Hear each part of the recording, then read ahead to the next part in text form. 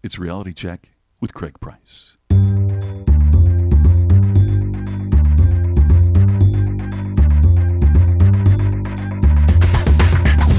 I'm an idiot. 4 minutes in and I'm already wrong. I'm like a monkey. Hello, look at me. You're like a beautiful mind. I'm more like Forrest Gump. So it's Craig Price is the man. I knew it. Craig, shut up. It's Reality Check with Craig Price. This week, Chris Price, no relation, is here to talk about assessments. Before we get to today's guest, I want to remind folks about an event I'm going to be a part of called Marvelous Nerd Year's Eve in Dallas this December 29th through January 1st. It will be a huge year-end blowout you don't want to miss. Stan Lee, Nichelle Nichols, the original Uhura from Star Trek. We got Michael Rooker and Sean Gunn from Guardians of the Galaxy. Maurice LaMarche and Rob Paulson. That's Pinky and the Brain. Yes, they will both be there, and a ton of other guests too. Nightly parties and lots of educational and fandom-focused panels. Head over to marvelousnye.com and use the promo code CraigPrice, all one word, and get $50 off a 4-day general admission pass. You know, I'm really looking forward to this event, and I hope you can join me. So, it's Election Day in the States, and so if you are listening to this when it immediately comes out, and of course you are, why wouldn't you be, go out and vote. That's about as political as I'm going to get, and it's kind of ironic that Chris is here to talk about assessments on this particular day, because I think candidates probably should take a standardized test to help us evaluate them. But assessments are not end-all, be-alls, and Chris is here to discuss how we can use them properly and what to look for when using assessments. So sharpen your number 2 pencils, no looking at other papers, and get ready to talk assessments with Chris Price. No relation.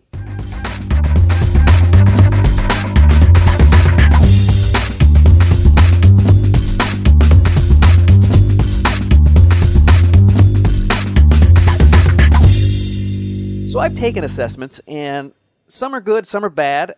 I've had taken assessments that were supposedly very good that I've taken twice in a 5-year span, and they came back with some very different results. What kind of assessments do you deal in? You know, Craig, I'm certified in dozens of tools, all the way from your basic personality tests that you might use for a simple communication exercise, all the way to professional tools, which you might use in a hiring situation or a critical development situation. So when you take these tests, how involved are these assessments, or how involved should they be? Because like you said, some of these less involved ones, I'm not sure their accuracy, the less questions, obviously, the less accurate they are. So how involved should an assessment be? Yeah, it's a good question. It kind of depends on what you're looking to do. But I mean, there is kind of a rule of thumb. So imagine if we did a 30-second interview, how much detail, how much information would you get about the person, about the topic in 30 seconds versus if you do, let's say, a 30-minute interview. And it's kind of similar with assessments. And so if you complete a tool and it gives you 10 questions and then it gives you some kind of result, it's going to be a fairly blunt result. And, you know, if you take a tool that takes 65, 70 minutes and it goes through cognitive behaviors, interest in a lot of detail, then obviously you're going to have a lot more insights, a lot more clarity, a lot more reliability. And so, yeah, different tools, different situations. And my guest today is Chris Price, no relation. He's with the Price Leadership Group. And you specialize in assessments as part of your business. Where do you find that assessments are the most beneficial? Is it mostly just hiring and understanding things, or is it, because that's why I see most of the assessments is usually in the hiring process, or is there something that you can use in other areas? Yeah, the highest value, if you really want to get a huge return, is, of course, hiring the right people so that we get the people who are a good fit for our organizations, that their strengths are a good fit for the job. When we do that, obviously, that's going to be a huge return because we're not wasting money on having the wrong people. We're not trying to change them. We're not trying to overmanage them. But, you know, there's a lot of other places you could use it too. There are basic tools that you might use in a communications exercise so that people understand a little more about how different people communicate, what different people like, and so that you can flex to each other. So all kinds of different uses and with different returns. Now, one of the things that I've been told about assessments is, like, if you're going to hire somebody and you want to hire a new salesperson, and so they have you take your best salesperson and take the assessment, and then you use that as a baseline. How good an idea is that, or is that actually causing more problems because now you're just getting little mini-me's of your original salesperson, and that isn't necessarily the best situation. No cloning, right? Yeah. Yeah. Well, if you have a professional tool that is designed to be used for hiring, that's designed so that we do build a job pattern based on the best performers in the job, then that's the kind of the path I think you're talking about. But just taking one person and assessing them and say, okay, I want to clone that person, that's not going to work. And that's not enough data. That doesn't give us a sense of what's the range. What's the range of strengths, of thinking abilities, of behavior traits, of occupational interests? Where do our best performers generally live? And so if you want to build a good job pattern that you could use as part of a hiring process, the more data that you have is better. And so more than one person. Cloning doesn't work in the scientific world yet, and it doesn't work in the hiring either. Well, actually, it does if you're cloning sheep and you're cloning other things. I mean, it's just Exactly. we haven't got humans yet, and I think there's actually a ban on human cloning. I'm not sure. Yeah. I'm not sure we're allowed to. Only the evil geniuses are allowed to clone at this point. Well, they're not Yeah. allowed to. They're evil. They'll just do it because. So, as we're building this assessment, because one of the things that I think people need to do is customize their assessments more than just the generic. I think the generic is a great start, because I don't think there's an assessment that's out there that's a fit for everybody. Or am I wrong? Well, there are some professional tools. And part of the value of using a standardized tool that is validated, that's reliable, that's been proven, part of the value of that is that you use the same measuring stick for everyone. And so by doing that, then we're able to say, okay, we've got the same information about everyone. Now let's take out the best performers. Let's see where are the trends, where are the consistencies in their strengths versus somebody else. And you can apply that across a team and across an organization. Now that's not to say there are also what I might call skill tests that might vary by job, because I want to know if one person can do Microsoft Excel. I want to know if another person can lift 25 pounds. That's different than looking at the total person's strengths. So if you wanted to, you don't think tweaking and customizing these is useful because you're destroying the sample data that you already got? That's something that's established? Yeah, in many cases, yes. And part of the problem being that most of the time what that leads to is people who aren't well trained, who are not scientists in this area, who don't know how to necessarily build and to validate assessments. They start tinkering around. They say, oh, well, we can just throw out a couple of questions ourselves, and we don't need any professional help to do this. We can do this. And the problem, of course, with that is that, well, just like anything else, it's like saying, I'm going to do surgery on myself. You can do it. It's just not recommended.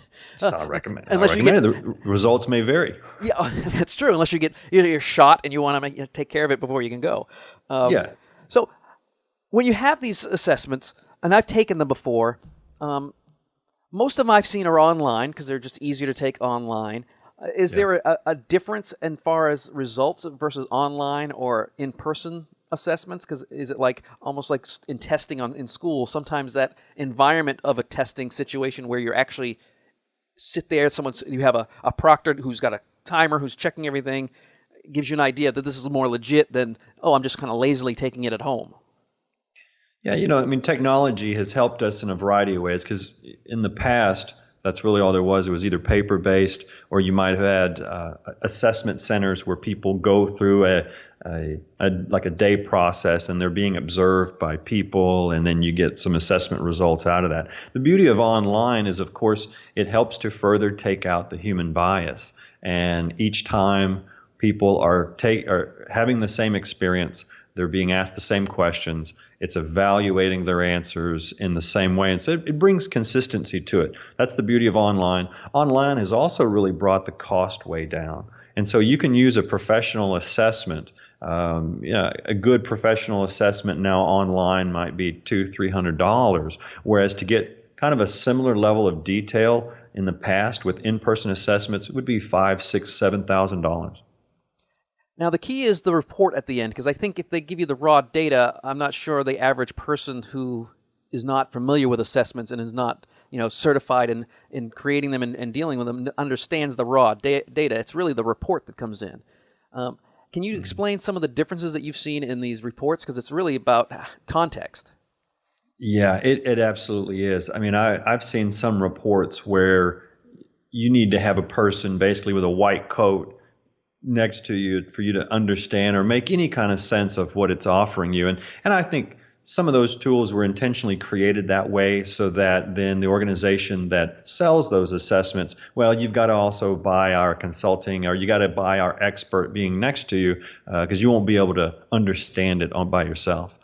Nowadays, though, there's a lot more tools that are the end user is really thought of, and so the report formats have gotten simpler, easier, better for just the business person. And so here's the information that you need to understand, and is the person, how good of a fit are they for the job or not? And so I think things have come a long way in that. Well, in that we still want to train people, but the level of certification that the end user needs to have, that has come down some. The tools and the formats have gotten simpler.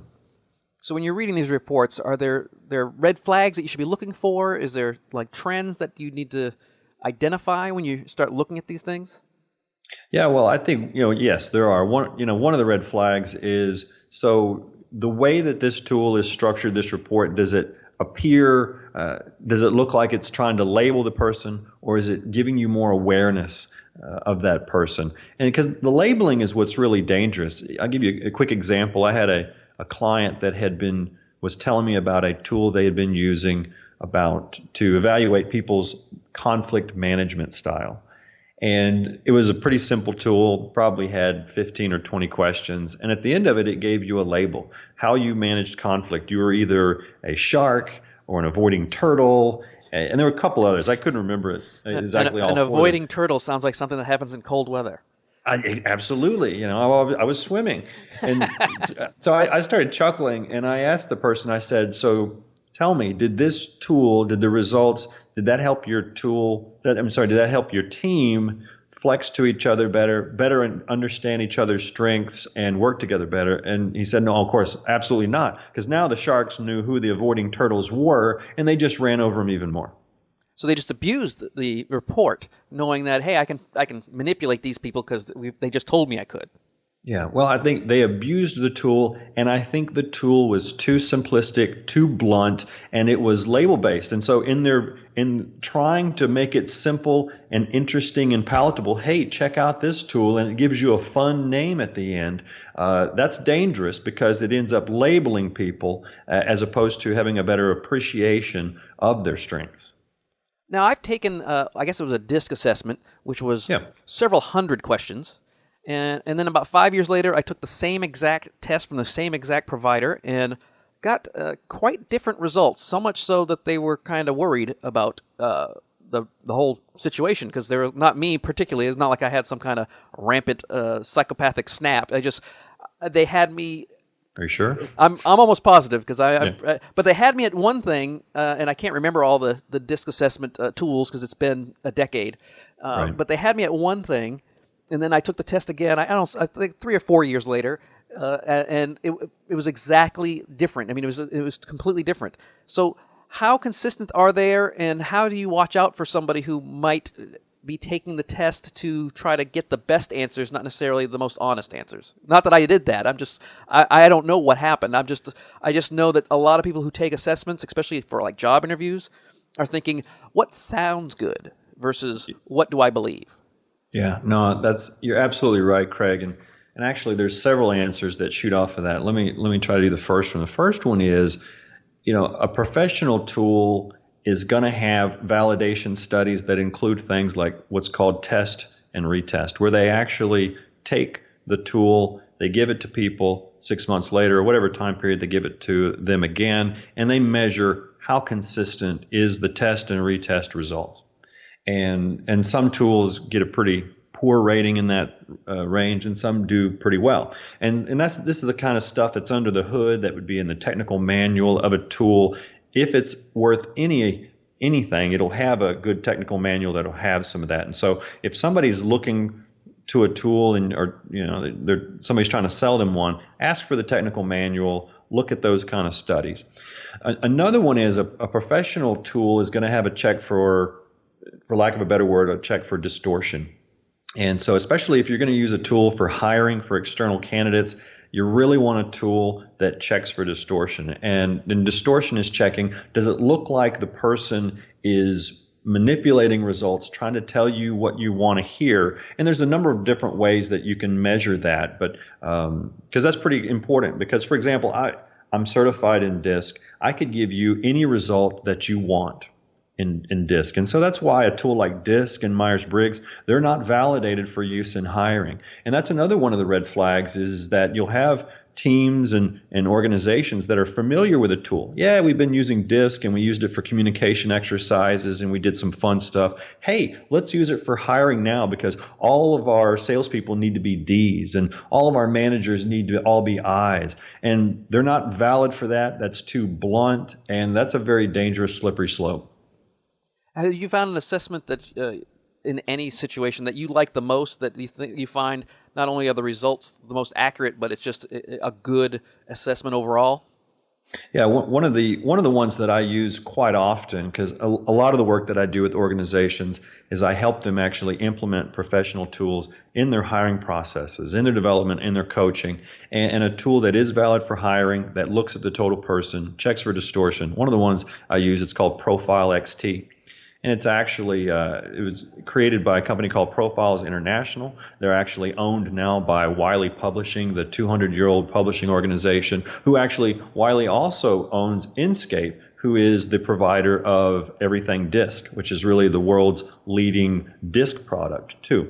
But Profile XT looks at the total person. It looks at your cognitive abilities, your behavior traits, your occupational interests. It was designed to be able to build job patterns based on your best performers. It checks for distortion. It norms your results against millions of other people. Most tools like a DISC and Myers-Briggs, they don't actually compare you against others. You just answer a few questions and it spits out a report, and as opposed to norming your results against millions of people. So that's another thing. If you want to use a professional tool, it needs to norm the results. And so this entire database that they have has been over years of collecting folks. Is that something that you could do internally as well? You mean yourself inside your organization? Yeah. So your organization gets this great test that checks out against millions of others. But is there a way you can have everybody in your organization have it, and then just have the database of just your folks? So down the road, as you hire more folks or you bring other people in, you can start understanding how they fit into your culture?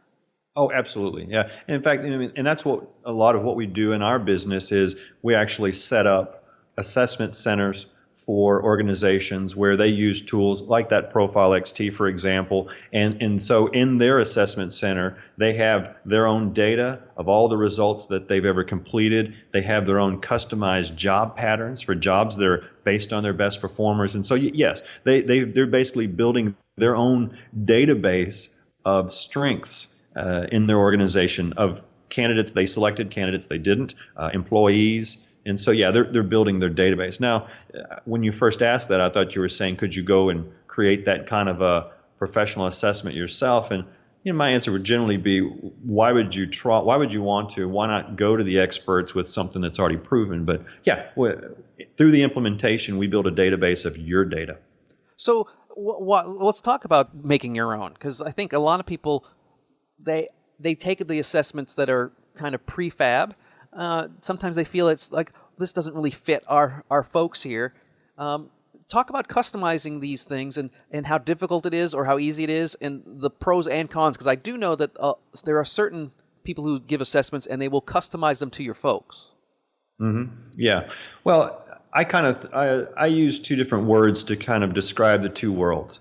Either creating your own or modifying a tool. I'd call that a survey, and it's about as robust as a survey. It may be, you may feel good about it. It may use your language. It may be unique to you, but in most likelihood, it's not going to be highly validated for reliability, for test, retest, all of those wonky things that a professional assessment company is going to do. But you do have some consultants that say, yeah, sure, I'll take your money. We'll take kind of a basic tool and we'll change the language and stuff for you. But the problem is then it's not going to be valid. It's not going to have this millions and millions of people of experience backing it up. So that's a survey. Assessment, I think of professional tools, professionally validated. And what about the people who feel that, once you start automating this or you take the human condition out of it, you're not getting a true picture of the folks, because there's these quote-unquote intangibles that you can't possibly weed out because you're answering questions and you don't know the person. It's hard to find out, this person is loyal, this person is understanding and compassionate. I mean, that might be difficult to assess without actually knowing the folks, right? Yeah, it is, and that's actually a great question, because I'll give you an example with that total person assessment, the Profile XT that I was mentioning. I mean, it's a professional tool. It's designed for use in hiring. Even when we've properly implemented in the organization, even when we've properly trained managers, we've built customized job patterns with lots of data. We have a high confidence that we've got a job pattern that is a great reflection of your best performers, so that you can use as a gold standard in hiring and development and coaching. Even when we've done all of that, it still doesn't constitute more than about 30% of a great decision. That's what we recommend. And so just like you wouldn't hire somebody without the resume, just like you wouldn't hire them without the interview, then this really creates that third plank. Objective data provides that third piece. And so, yeah, we still want to do the human touch, but in the interview, instead of just saying, tell me about yourself, now with the objective data, I can ask questions that are specific for you based on where your strengths are, based against where is the pattern of our best performers. And so if you're not in that pattern, I can listen for, have you learned how to adapt? Because in my mind, I keep thinking of Blade Runner, where they're asking him questions like, if you see a turtle on the ground and it's in the desert and it's upside down, do you help that turtle? It's like, or they tell you statements like, you are not going to help that turtle. Why? And then you have to answer these weird things to see if they're human or not. Right. So yeah, I think a lot of people, they ask questions because they think, hey, that sounds pretty cool and I'm going to see how they react. But in reality, it has very little to nothing to do with, is that person a good fit for the job? Let me give you one other example of, when I say that you mentioned the human element. And let's say, for example, you've got a senior leader position that requires a lot of social interaction. I've got to be communicating, I've got to be interacting, I've got to be leading my team. And then an assessment says, well, your comfort zone is a little more being alone in your own thoughts, not a lot of chit chat. And so if the assessment says that, well, then does that mean that we kick them out? No. In the interview process, then I would want to ask questions so I could see if they've learned how to adapt. I have a CEO buddy who I was coaching, and the first time that he went through the Profile XT tool, his sociability on a 10-point scale came out, it was roughly at about a 3, meaning that he's more comfortable being alone. Let's talk about big topics, not just chit-chatting around the water cooler. And at first he said, that can't be right. That's not me. I do town hall meetings. I'm active in the community. I'm very social. And I said, let's keep talking about it, because what it's measuring is not what you do. It's measuring what's under the hood. Where's your comfort zone? And after a few minutes, he finally said, I realize I really am a 3 on that 10-point scale. Left to my own devices, I would stew in my own juices in my office. But 20 years ago, I learned I had to force myself to put it on the calendar, to go out and interact with people. That's where the town hall meeting idea came from, because I could interact with a lot of people in one shot and then go back to my office. And so over the course of 20 years, he had learned how to adapt to the higher social needs of that particular job. But if it weren't for that tool, you wouldn't know that under the hood, his real comfort zone is not being on the stage, not doing the glad handing and the chit-chatting. yeah, and I think a lot of people are not that self-aware. They think they are. That's the great thing about it, is they all think they know themselves, Yeah. but they're really not that self-aware, and sometimes it takes a third party, or in this case, a test, to kind of an assessment to show you, oh, this is what we see, and this is why. Yeah. Yeah. And you mentioned the word test. In fact, for example, some of the professional tools that we use, I encourage my clients to tell people it's not a test, partly because you want to help people be comfortable in completing whatever the assessment is, so that they don't think, oh, I've got to ring the bell and I've got to get it right, and I've got to answer the way that they want to hear. If you make them more comfortable, they're more likely to just be themselves. And that's the first step to being aware of truly what your strengths are, not just trying to answer it the way you think people want to hear. Yeah, but it's often in the same rigid structure. You're answering questions on a thing, and it's A, B, C, or D, or it's very test-like. It's just that the results are not, pass fail. Yeah, that's right. So I think a lot of people fall into that, assumption. It's like, this feels like a test. That's why I was talking earlier about it. The pressure of taking these assessments sometimes can cause false readings because they're trying to figure out what can they do. And one of the things I wanted to ask you is, since you've done a lot of assessments, you've worked with a lot of different clients, has there been a use that you found very creative use of assessments that you never would have thought of until you stumbled upon it?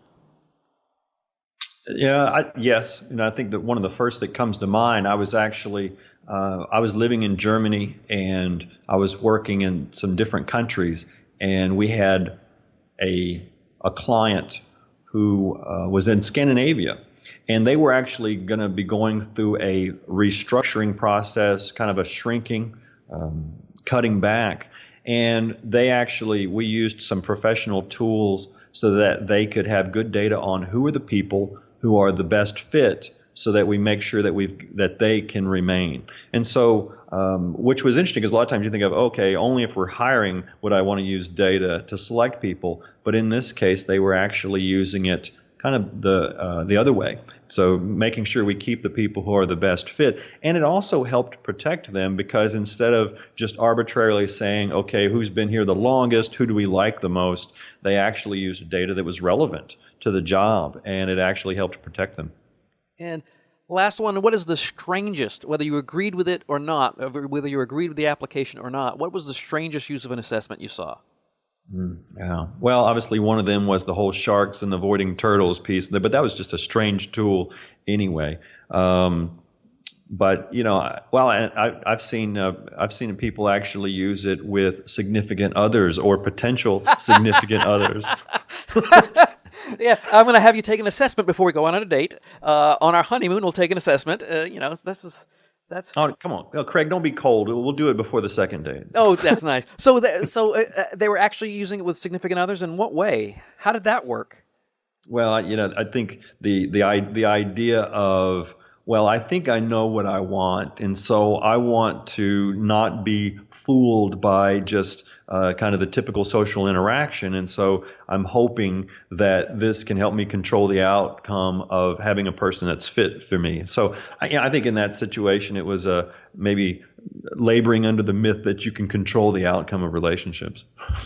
Yeah, because I was going to say every dating site is basically an assessment, and then they match people with the similar personalities. But you can't give someone that you're already dating an assessment, because that's crazy. You've already met them. Yeah. Now it's about, do you get along? And again, these are things that even especially things of the heart, things that you aren't compatible with are sometimes very good. I mean, if you don't get along with somebody, like some people love going to movies and the other people like to read books, but that doesn't mean you can't have a great relationship. Yeah, well, and I agree with that. I will say, because a lot of my clients and a lot of the ones that come to me in the beginning, they think of assessments really only for hiring. But good assessments are also so valuable, not only for understanding, let's look at the team, and let's do a report across the team, and where are our strengths as a team, and where are the watchouts that we have as a team, and that's useful. But also in having one-on-one performance conversations and development situations. Oh, you're going to be involved with a new project. Let's look back at your results and think about what ways you may need to adapt for this next project. So there is a lot of value of using this data, even with people that you already know. I think partly because it gives you a common language, and to appreciate that different people have different strengths. And the more that we appreciate that diversity of strengths, the stronger the team's going to be. Yeah, talk about that a little bit, because that's a team assessment. You want to make sure all your bases are covered, but is there a way to, use these assessments to kind of figure out who to put on a team? and that they'll work together better? Yeah. I mean, I've had client situations where the team has current team has been through, let's say, an assessment, and we know kind of the constellation of strengths that we have already, and we also know the places where we're missing. And so as we move to hire, or let's say, either add a new job or replace a job, we of course are going to look for somebody who has the technical skills for that role. But we may also say, if possible, it would be nice to have somebody who has some complementary strengths that we don't already have on the team. And, those kind of discussions are so powerful, and so many teams usually don't have them. A lot of teams just say, get a resume. If they have the technical experience, boom, put them in. And we just don't even think about how their strengths are going to fit into the overall team. Well, Chris, your group is called Price Leadership Group. I know you do more than just assessments, so here's a chance to plug not only your company, but what you do, because you're a great speaker who travels around. Where can people find you, and where can people learn more about what you do? Yeah, great. Thank you. The website's priceleadershipgroup.com. And our business is really people and culture. We've talked a lot today about assessments, which is about how do you get the right people? How do you fit people's strengths with the right job? How do I have the right people on the bus? And then the culture side is then how do we treat them like partners? Do we treat them like adults, or do we treat them like prisoners and idiots? And so on that side, I do speaking and speaking to groups about what's the right mindset that you need to have to create that great culture, and training and team development, facilitation, things like that. Well, Chris, it was great talking to you, and I'll look forward to seeing you soon, because we always run into each other at NSA events, usually stealing each other's reservations. I didn't want to bring that up and guilt you throughout the entire interview this time, so I did that last time when we talked on Cigar Peg. So I'm off the hook. So don't screw up my reservations when I come to Dallas, where you live, at the end of the year, because I need those reservations, and I don't want to walk in there and see you. Yeah, well, looking forward to having you. So look us up, because we'll show you a good time with the Dallas barbecue. Thanks to Chris for coming on the show. I will take you up on that barbecue. Don't forget marvelousnye.com and use the promo code Craig Price for $50 off a 4-day general admission. You can follow us on Twitter at RealityCheckPod, like the Facebook page, download the app, and sign up for the newsletter at realitycheckpodcast.com. And of course, emails, questions, and guest suggestions to go to Craig at speakercraigprice.com. See you next week.